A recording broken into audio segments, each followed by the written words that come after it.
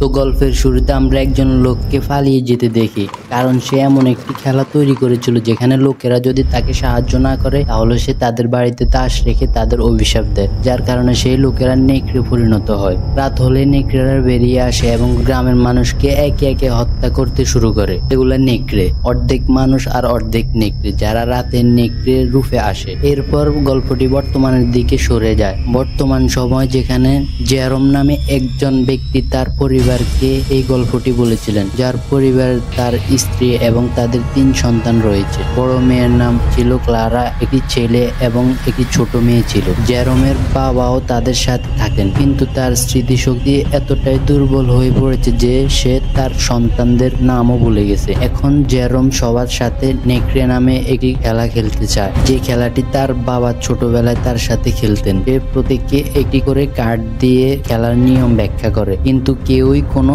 আগ্রহ দেখায় না এবং সবাই যার যার ঘরে চলে যায়। তারপর জেরম দুঃখের সাথে খেলার বোর্ড গুছিয়ে নিতে শুরু করে, কিন্তু যখনই সে বোর্ডটি উল্টে যায় হঠাৎ করে পুরো ঘরটি কাঁপতে শুরু করে। সবাই আরো ভয় পেয়ে যায়। এই কারণে তারা একত্রিত হয় এবং দ্রুত তাদের জীবন বাঁচাতে বেসমেন্টে লুকিয়ে থাকে, কিন্তু পরের মুহূর্তে আলো নিভে যায় এবং সবাই খুব ভয় পেয়ে যায়। এরপর যখন তারা বেরিয়ে আসে তখন তারা দেখে যে বাইরের দৃশ্য সম্পূর্ণরূপে বদলে গেছে। হঠাৎ করে কিভাবে সবকিছু বদলে গেল তা তারা বুঝতে পারছিল না। তাদের গাড়িটি তার জায়গায় ছিল না এবং উদ্বেগের বিষয় ছিল যে একটি ক্লারা কোথাও ছিল না, কোথায় জানি উধাও হয়ে গেছে। এখন সবাই ঘরের ভিতরে ফিরে যেতে শুরু করে, কিন্তু এখন তাদের বাড়িটি একটি পুরনো দিনের বাংলোতে পরিণত হয়। জেরন মনে করে যে হয়তো শহরের কোনো মেলা বা উৎসব হচ্ছে, কিন্তু মাত্র 30 সেকেন্ডের মধ্যে কি এত কিছু সাজাতে এবং বদলে দিতে পারে। তারপর গ্রামের সবাই ক্লারাকে খুঁজতে বের হয়, কিন্তু তারা অবাক হয়ে যায় যখন দেখে সে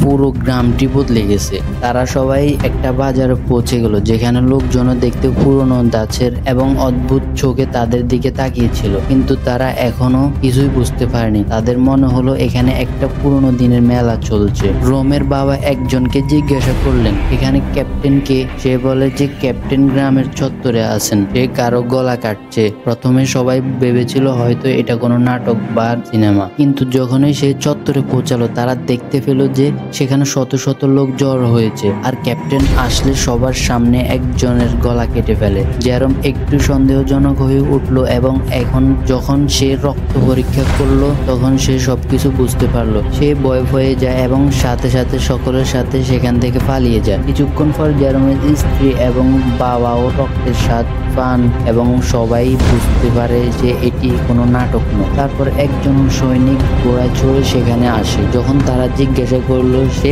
তাদের বলল যে এটা 1497 সাল, কিন্তু তাদের আধুনিক পোশাক দেখে সৈনিকটি ভেবেছিল যে তারা অন্য দেশের গুপ্তচর এবং তাদের সাথে সাথে তাদের আক্রমণ করার কথা ভাবলো। কিন্তু জেরমের বাবা তাকে জোরে ঘুষি মেরে দূরে ছুঁড়ে ফেলে দিলেন। সবাই অবাক হয়ে গেল যে সে এত ক্ষমতা কোথা থেকে পেল। সে দ্রুত বাড়ি ফিরে এসে সবকিছু ঠিক করার পদ্ধতি নিয়ে আলোচনা করলো। তারপর ঘরের জিনিসপত্রগুলো নিজে থেকে নড়তে এবং পড়তে শুরু করলো। সবাই ভয় পেয়ে গেল সে হয়তো ভূত এসেছে, কিন্তু এই মুহূর্তেই ময়দার উপর একটি বার্তা লেখা দেখা গেল, আমি ক্লারা। এর মানে হলো ক্লারা অদৃশ্য হয়ে গেছে। ক্লারা মানে তিনি আছেন কিন্তু দৃশ্যমান নন। তার ভাই বাতাসে কিছু আটা ফু দেয়, তার ফলে ক্লারার মুখ স্পষ্ট হয়ে ওঠে, কিন্তু সে যা বলছিল তা কারোরই শোনা যাচ্ছিল না। কেবল জোরামই তার মনের কথা শুনতে পেল। তার মানে জোরামের টেলিপ্যাথির ক্ষমতা আছে, যার কারণে সে একজন ব্যক্তির ভেতরের জিনিসগুলি বুঝতে পারে। তারপর ক্যাপ্টেন তার সৈনিককে নিয়ে ঘরের বাইরে পৌঁছালো, কারণ এই লোকদের পোশাক এবং কথা বলার ধরন সম্পূর্ণ আলাদা, যার কারণে ক্যাপ্টেনরাও সন্দেহ হয়ে গেল। নিজের জীবন বাঁচাতে জারুম মিথ্যা বলে যে আমরা অন্য শহর থেকে এখানে গান বাজানোর জন্য এসেছি। ক্যাপ্টেন ভাবলেন সে যে মিথ্যা বলছে, তাই সে তাকে কিছুই গাইতে বললো। এখন তাদের ভাগ্য ভালো ছিল যে বাস্তব জগতে একজন সঙ্গীত, তাই সে গান গাইতে শুরু করে এবং অন্য সবাইও তার সাথে সাথে যোগ দেয়। গানটি শোনার পর ক্যাপ্টেন রাজি হলো এবং যাওয়ার আগে তাদের রাতে ঘরের ভিতরে থাকতে সতর্ক করেন, কারণ নেকড়েরা এখানে আক্রমণ করতে আসে। এখন রাত হয়ে গেছে এবং সবাই নিজেদের মধ্যে কথা বলতে শুরু করেছে যে আমরা সম্ভবত নেকড়ে গেমের ফাঁদে পড়েছি। প্রত্যেকের কিছু না কিছু ক্ষমতা আছে। জেরমের বাবার স্মৃতিশক্তি উন্নত হয়েছে এবং সে একজন শক্তিশালী শিকারী হয়ে উঠল।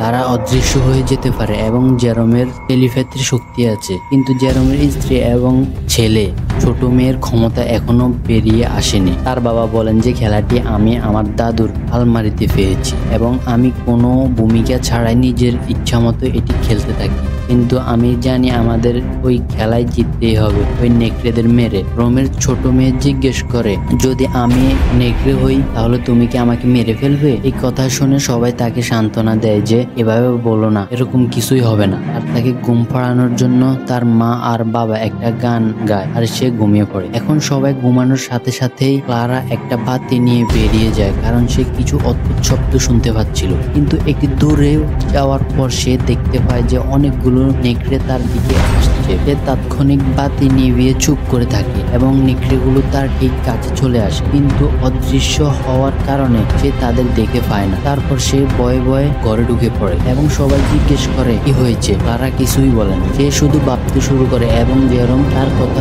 বুঝতে পারে এবং স্ত্রী সবাইকে বলে যে অনেক নেকড়ে আমাদের দিকে আসছে, আমাদের কিছু একটা করতে হবে, না হলে আমরা সবাই মারা যাব। ইতিমধ্যে তারা জানতে পারে সে জেরোমের ছোট মেয়ে বাড়িতে নেই, তাই সবাই তাকে খুঁজতে শুরু করে। তারপর সে নিজেই ভেতরে এসে বলে যে আমি এখানে ছিলাম, সে হারিয়ে যায়নি। কিন্তু সবাই সন্দেহ করে যে সেও একজন নেকড়ে। আর তারপর যখনই বাইরে থেকে একটা নেকড়ে আওয়াজ আসে তখনই সে সত্যি একটা নেকড়ে পরিণত হয়। সবাই ভয় পেয়ে যায়, কিন্তু জেরোমের বাবা তাকে নিয়ন্ত্রণ করেন এবং সবাই তাকে বেঁধে ফেলে। পরের দিন সকাল হলে সে আবার মানুষের আকারে আসে, কিন্তু এখন উত্তেজনার বিষয়টি কেবল এইটাই নয়, যে কোনো মূল্যে এই খেলা জেতা জরুরি হয়ে পড়ে। এরপর সবাই এই গ্রামের মানুষের মতো পোশাক পরে বেরিয়ে পড়ে যাতে কেউ সন্দেহ না করে। তারপর সবাই আলাদা আলাদা কাজ শুরু করে। যেখানে ক্লারা এবং তার ভাই খাবার আনতে যায়, তাই জেরোম এবং তার স্ত্রী জাদুকরের সাথে দেখা করতে যান, যাকে জাদু করার জন্য কারাগার পাঠানো হয়েছিল। ক্লারার ভাইয়ের মনে পড়লো আমাদের সময়ে যখন আমরা খেলছিলাম তখন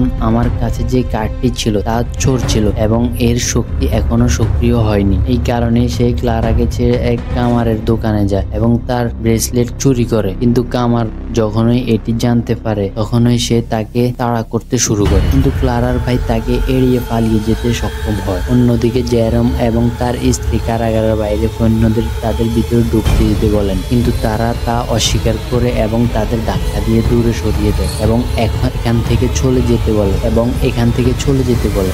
দুজনেই এক জায়গায় বসে ভাবতে শুরু করে কিভাবে ভেতরে যাওয়া যায়। ঠিক তখনই একই কামার সেখানে ছুটে আসে, কিন্তু তারা জানতে পারে যে কামারটি আসলে তাদের ছেলে।